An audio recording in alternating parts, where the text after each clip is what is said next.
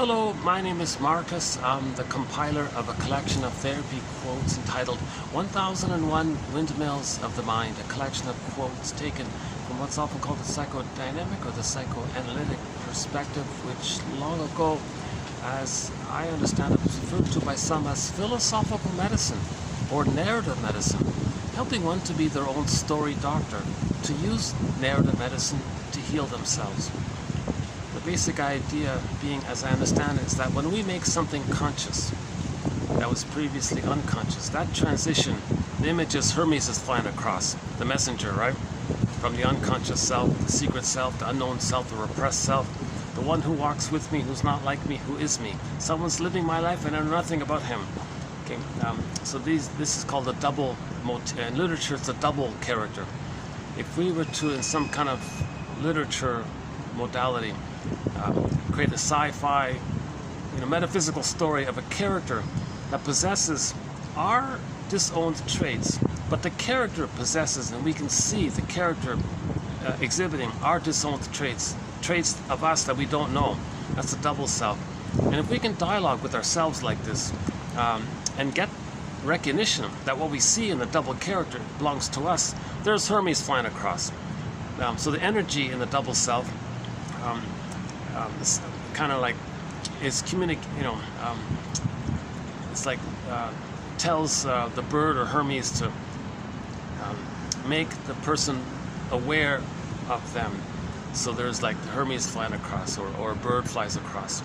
So that's the story of this, like the interpretation of this, or some kind of ability to make a link of how something in the present may be an inference about something from the past, about inside out, as above so below. This recognition of this too, right?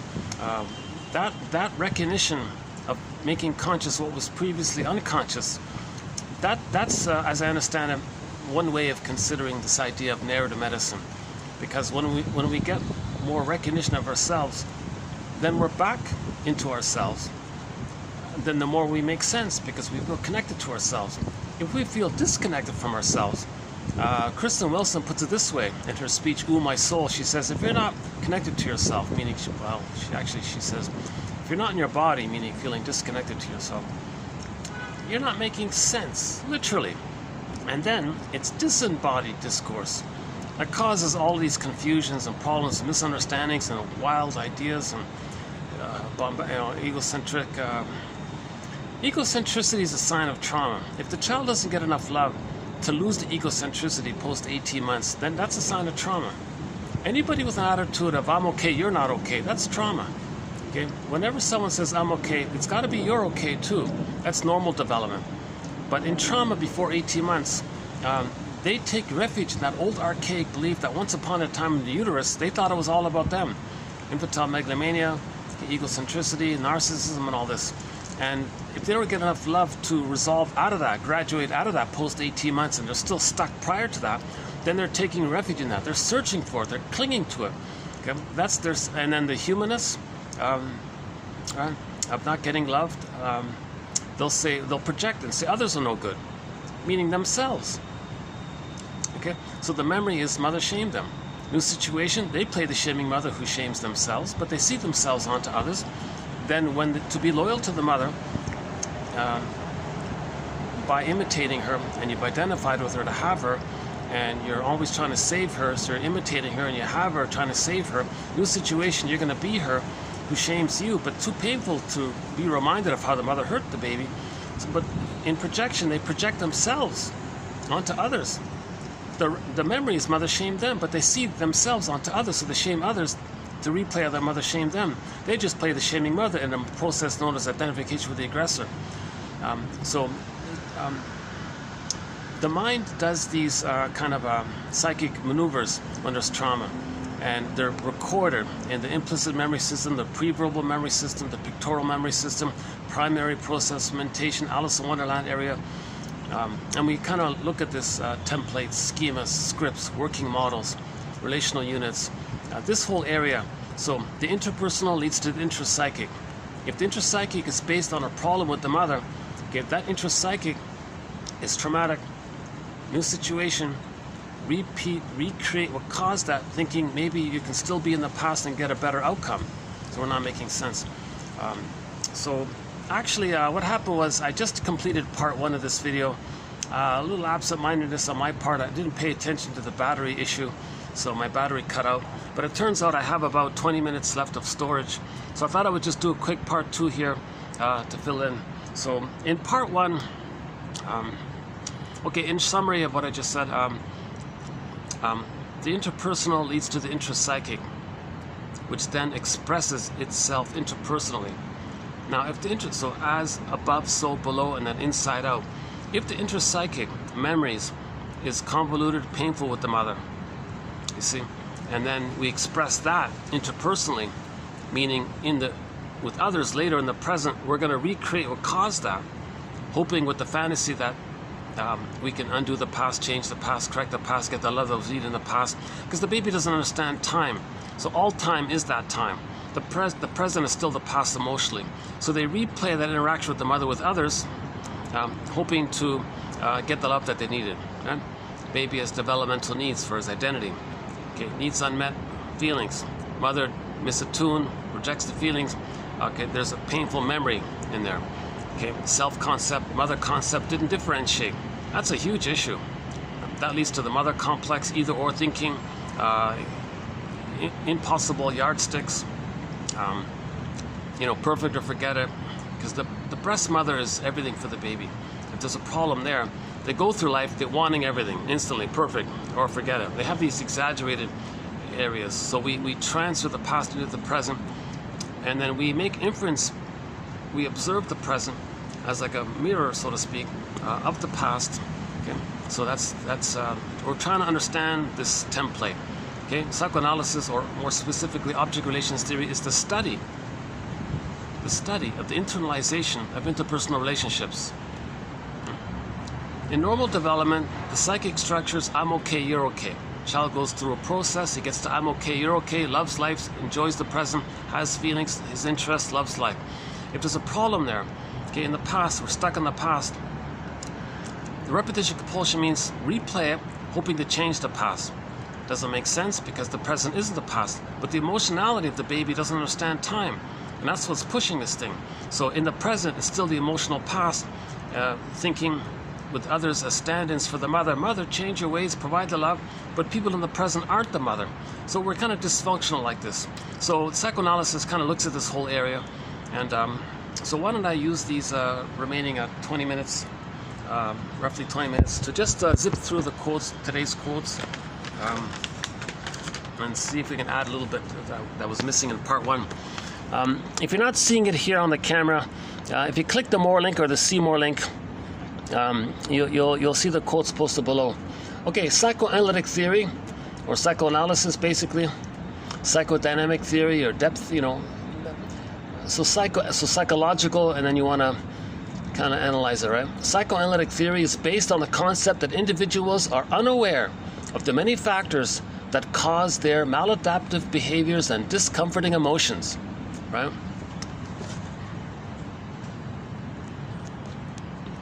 So this is the famous humanity's third narcissistic injury, that we're not aware that there's an unconscious that's influencing our conscious choices and behaviors and things, right? I mentioned in part 1, I mentioned that song by Katie Lee. It must be something psychological. She says in the song, she says it's really quite explainable. She says she likes the fellows who are unattainable because her mother was emotionally unavailable. So that's a sort of psychological area. So, but it's a narcissistic injury because we think we know what we're doing. Our unconscious self very often is like pulls the strings, and the unconscious self is trying to tell us about the trauma, and it's going to keep on doing this until we become aware of the trauma. Then we get back more of the self. Then we can be more conscious and have more self-agency and love life and enjoy the present and have capacity and know our interests, which we express, and then feel pleasure by the expression of our uniqueness. In trauma, the consciousness of our uniqueness is frazzled up. The scarecrow mentioned in part 1. So if we're not conscious of our uniqueness, we don't know how to express it. So the Nate Sanford emphasizes the point that the great spirit out there everything has it that's unique. Every little leaf is unique, right? Every little tree, everything's unique in nature. For humans to express their uniqueness, the difference is we are conscious of our uniqueness, and the uniqueness is expressed via the consciousness of it. So there's the consciousness and the uniqueness, and the uniqueness, our interests are expressed through our consciousness. So we need the consciousness for the uniqueness area, right? And there's the pleasure, loving life, and feeling, making sense, and that's normal development. That's normal development. Joy runs the console, that kind of thing. So we're talking about psychoanalysis, all about studying how do we heal from attachment trauma, relational trauma, interpersonal trauma, stunted emotional development, arrested development, developmental arrest, fixation emotional area, where the person feels kind of numb, flat, frozen, petrified, unreal, wooden, alexithymia. Jeanette Paris calls it emotional hypothermia. The fictional shrink in the sitcom The Many Loves of Dobie Gillis referred to some guy who had prenatal trauma as having emotional catatonia. Like, whoa. Sometimes it's a statue image. So the emotionality, it's not flowing. It's like we're stuck in the past. And so our feeling self and our sense of self is kind of frozen in the past early on. But the thing is, other parts of the personality in the person can still develop. So famous split there. Right? So the emotionality is stuck in the past, but we can still get 10 PhDs. One theory about that is maybe the 10 PhDs is to make us, to create like a safety, so the feelings can come in. When we feel safe, then the feelings come in, right? So we're always trying to heal, right? So that's the Burglar sometimes calls the repressed self or the secret self. All of us that we don't know about ourselves, put it into a character, the double self, secret self. He goes like the puppet master. Because the puppet master, unconscious self, is in cooperation with the innate drive for healing. Innate drive for healing. Make us aware of the trauma. Get us to stage, metaphorically, symbolically, with others like a theater thing, that represent the past. Replay the past and the present to make us aware of the problem in the past. That's the inferring mind doing this, or the non-reporting brain doing this, or the unconscious. That's the whole idea about psychoanalysis, that we're doing these things. Why? Like why kind of thing. What are you repeating? Or what needs did you have that didn't get met? Are there losses? Did you admit the loss? There's a huge clue. If people don't mourn losses, if they can't admit a loss, if they can't say that was a loss and have a feeling about it, like have real feelings about it, that's a sign of trauma, right? Either or thinking is a sign of trauma. Greed, envy, that's a sign of trauma. Grandiosity, that's a sign of trauma. Okay, Schadenfreude, that's a sign of trauma. This whole area of being very cynical, and that's a sign of trauma, right? Always preserving your grandiosity, taking refuge in the old belief that once upon a time in the uterus you were a little god, and always searching for that kind of thing. Jeanette Paris cares that, he's searching for the throne, His Majesty the baby attitude, right? That's a sign of trauma. In normal development, it's I'm okay, you're okay. Okay, we're homo traumicus, so there's a reality of the empathy and the recognition that we're all members of homo traumicus. We're all from Africa, we're all cousins, one big family, and we're a little wounded and confused. There's a little appreciation and recognition of this. And our pale blue, last video, Carl Sagan, the pale blue dot, that's our only home, right? And a little appreciation for evolutionary, for all the work that we developed as a hominid to get here. So we used to be Homo bodoensis for 1 million years, and it took us 1 million years to become us. And then we were us, Homo sapiens, 150, and it was spread around 150,000 years. But 10,000 years ago, while we were away, we became Homo traumicus. Now we're projecting and confused. So I think basically we're Homo traumicus, or maybe Homo sapien traumicus. Enter the storytellers, philosophers, the poets, and the interpretive literature people, like Ibsen and Goethe. Oops, oh, hang on. Got a little wind. Oh, I welcome the wind, but yeah, hold on a sec. Let's get back to papers here. Oh, what a relief to get the wind. Oh, in part one, I tried to do some of the video here. I lasted only like 5 minutes. It was so hot. Now there's a wind. It's cooled off a bit. Yeah, that's great. That's too bad. Yeah, this gives me an idea. Maybe I could start got such a little timing window here before it gets too dark, right? Okay, never mind. Let's see if we can make the best out of this video here with this time here. Psychoanalysis is based on the concept that people are unaware of the many factors that cause their dysfunction. Okay, they're not making sense behaviors, and of course being reminded of the pain they forgot.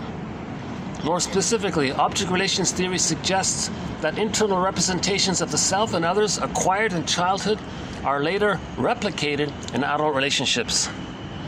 So that's a key one there, right? Object, how are we doing here? So like this? Okay, object relations theory suggests that internal representations of the self and others acquired in childhood are later replicated, right? New addition. Okay?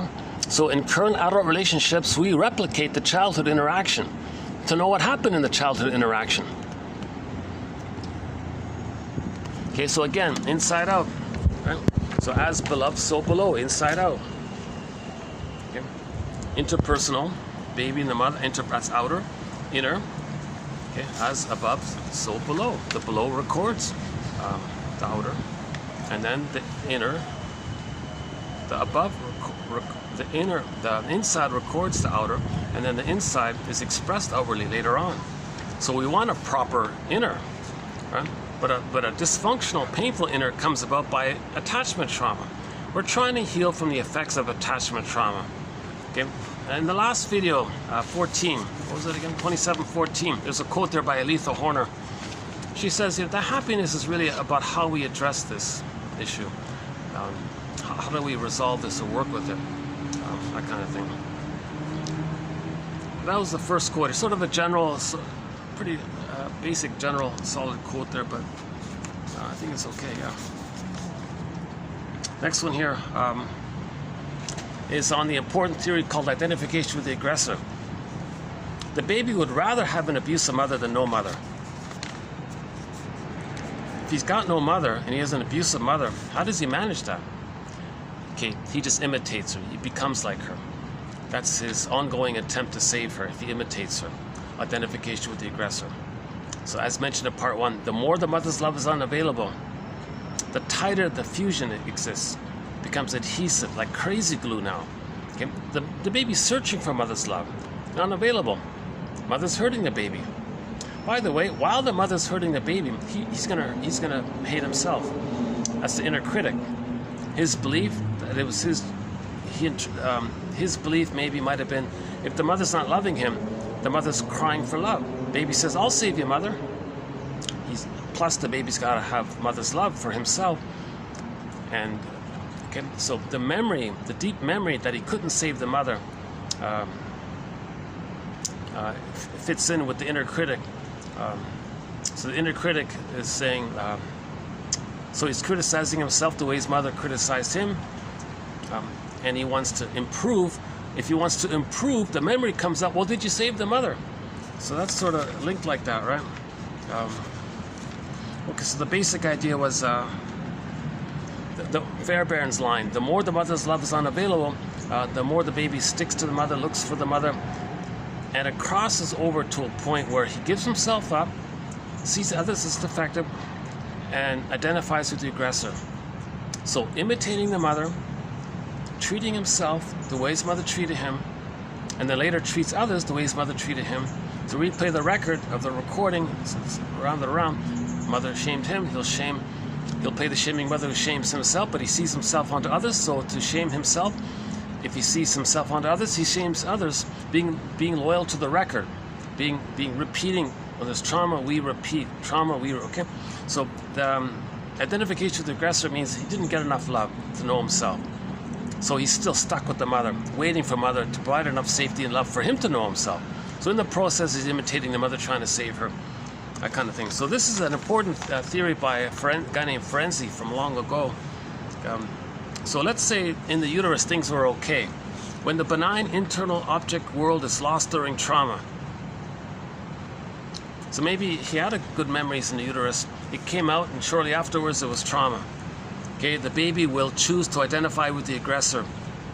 over the barrenness, isolation, and meaninglessness of an inner world without any positive memories, rather than experience the cosmic isolation of an objectless world. And if the baby has no memories of a loving mother, oh my God, like that's an existential, that's so-called existential anxiety, existential emptiness, cosmic barrenness, isolation. Jesus Christ! So what he does, so what the child does is he identifies with the aggressor. Now the baby believed that the mother said he was no good, so he'll believe he's no good. That's his loyalty to the mother who said he was no good from his perception at that time. The child who's emotionally abused will come to believe what the mother said. So if the mother said to the baby, "You're no good," from the baby's perception, he's hypnotized, open to suggestion, highly impressionable. The mother said, "You're no good." Baby says, "Oh, I'm no good." Mother adopts the mother's voice as his voice. So he'll believe this nonsense. Later, when he repeats, he'll play the mother, who shames him, but sees himself onto others and shames others. So this is a negative magic gesture. It's nonsense or not making sense. Really, shaming others to replay what happened in the nursery? Is that going to change what happened in the nursery? Obviously not. But the person observes this to know what happened. Then that's a therapeutic turning point. Then Hermes flies across, or a bird flies across with a message in its beak, and you read the message. You got the message, you know. What we're looking for is a richer and more flexible conversation between the inner world and the external world. Phantom of the Opera singer dialogues with a scary dude. Scary dude is not a separate character. Scary dude is a personified imagining of her disowned pain, shame, rage, and all this. Creates a character. Dialogue with herself. That's her repressed self. Dialogues with the guy. Befriends the guy. Meaning she's getting to know herself. The self was repressed. Gets to know herself. Has more self. Went back on stage. Was a better singer. Made more sense. Okay? So the basement was a symbol for the unconscious and all this, right? I mentioned the film, That Uncertain Feeling, in previous videos. They did a similar kind of thing, right? This sad lady with a happy, fake face and all this, befriended this tortured artist guy. He was just a representation of her, how she felt inwardly. She befriended this tortured artist guy, and at the end of the story, her problems disappeared because she was more integrated, more healing, wholeness, and all this, right? So we're trying to become more integrated, reclaim what we lost, re-own what we lost, that kind of thing.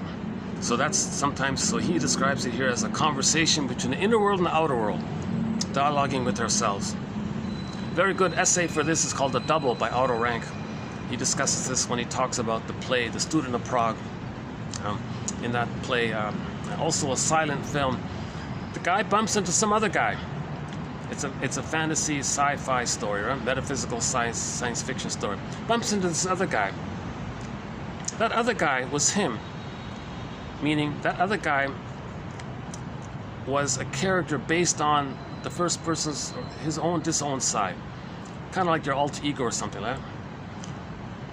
Maybe the fantasy might be like, let's say the actor Henry Winkler, who never played the Fonz or something, bumps into a Fonz character, but he never in his life played the Fonz. Let's say there's a story like that where the actor meets this Fonz guy. The idea would be to befriend him.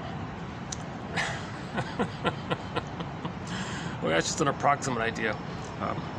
If you watch the film That Uncertain Feeling, I think it'll make sense. Or better yet, read the essay, The Student of Prague. Right? So in The Student of Prague, the guy met this other guy. It was him. Parts of him that he didn't know about expressed by this other character. He was meant to befriend him and dialogue with him, get to know him, befriend. He didn't. He resisted it. And then he quarreled with him and he was hurt. And then the moral of the story was the guy never got to know himself. So the reader of the stories is to pick up this message that we're meant to know ourselves. One way to know ourselves is to create a character that expresses who we would be had we been loved. Okay? The side of us that would grieve, if we had the ability to grieve. The side of us that would express our uniqueness if we had been loved. Like create a character that represents all of us that we don't know. So that's the motif of the double character. So we'll do more on that next time. Okay, this next one here, let's just longing for fusion with the breast. The infant is soothed by the breast, thinking that the breast is a part of him. Does the breast carry a powerful image for the baby? Rhetorical question. In object relations theory, yes, the breast carries a powerful image in the baby's brain. Goddess and demon. Why does the baby create the bad frustration with the breast into a monster? Okay, that's Alice in Wonderland now. Things are wildly exaggerated. Baby projects his elements onto the breast. Baby has pictorial thinking, pre-verbal thinking, it's imaginal, it's pictures. His rage, the mother's enraged. His unmet need, which turned into oral greed, the mother's greedy. Mother's a hungry wolf. Mother's a Cyclops character. Now you got the monster, but he needs paradise with the goddess. So the baby's creating images based on his experience with the breast mother. In the beginning, it may be briefly like that, but if the trauma persists, he maintains it and is stuck there. That leads to prejudice. That leads to either-or thinking. That leads to simplistic all or nothing, perfect or forget it, and so on. Okay, we talked a little bit about corrupt self-help gurus and all this. So let's not redo that one there. I don't know that much about it really. Her idea was some self-help gurus have the narcissistic pattern, right? They want admirers, and the self-help guru wants to create a dependency and trick the followers to admire them. So the self-help guru is still the infantile God attitude, but he tricked the scenario by saying he had an experience of a fantasy of being one with the breast, and people are fascinated by this, and it draws them in. Okay, that's a whole topic about self-help gurus and all this. If the self-help guru is not teaching you to forgive the parents, it is a problem right there. If they're engaged in all these magical, beautiful, perfect things, if they're promoting the splitting mentality, that's a sign. That's a problem, right? How are we doing here? Oh boy. Oh my God, I got like 5 minutes left here. Yikes. Okay, so when this suddenly cuts out, that'll be the end of this video, part 2. Yeah, I wish I had more time now. Yeah, the caffeine. I finally cooled off. The caffeine is okay. So the rest of these quotes are in part 1. We talk a little bit about the me generation of the 70s. One about transference here, and the idea of some women who are frustrated with the mother and then transfer that conflict with the mother directly, carte blanche, to the father, and interact with the father as if it's the mother. They can't tell the difference. So the father's getting a lot of blame for what the mother did, but the child is the mother, can't separate from the mother. It's not there yet. Continues the problem with the mother onto the father. So a lot of fathers are getting blamed for what the mothers did.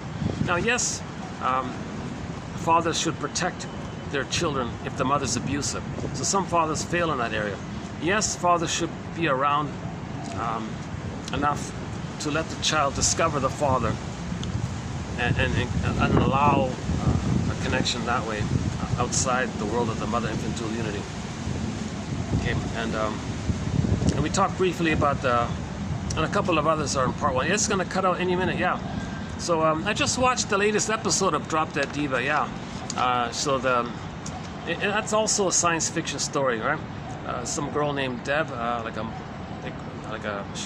they keep calling her a vacuous airhead model type or something, right? Like a Zero, they call her. Then she entered into the body of a soulful lawyer character, right? Jane. So Deb was in love with some other fellow who was also maybe kind of shallow or something, right? Maybe in the relationships. Now Deb who has the body of Jane, but Jane has knowledge and experience, and Deb is now absorbing this into her identity. That means the new Deb, the more mature Deb, should be interested in the old fellow, but expects the old fellow to mature with her. But he didn't. In that episode that just got uploaded, season 3 episode, I forgot the title already. It's the episode about the plant, the one about the exotic plant, the endangered species plant that was worth $1 million or something. That episode there, right? What was the other? Oh, the story about the gambling. Yeah, the gambling story. And those are the two main stories, right? Yeah, so Deb, who was shallow, who's now more mature because she's entered into Jane's body, the more mature one. She's recognizing that the old fellow is stuck at the old place. So she was hoping that the old boyfriend would grow with her. A very common phenomena. Right? Two people are at the same psychological, emotional level. One may kind of graduate a little bit up and want the other to follow along, but they're stuck in the past. There's a little conflict there. So that episode, I think, highlighted this issue, where Deb is getting more mature. She should be more interested in mature men, but still was hooked on the past fellow. But he's stuck in the past, interested in other vacuous. So he fell in love with some, like a bar girl or something like that, right? And Deb now, Jane, Deb living in Jane's body, Deb being more mature now, says, oh my God, how could you be interested in such a vacuous one? Well, she herself was vacuous like that before, but she got Jane's wisdom infusing into her, science fiction. So that's interesting recognition about that, right? The gambling one, yeah, that's interesting, a little bit interesting. They show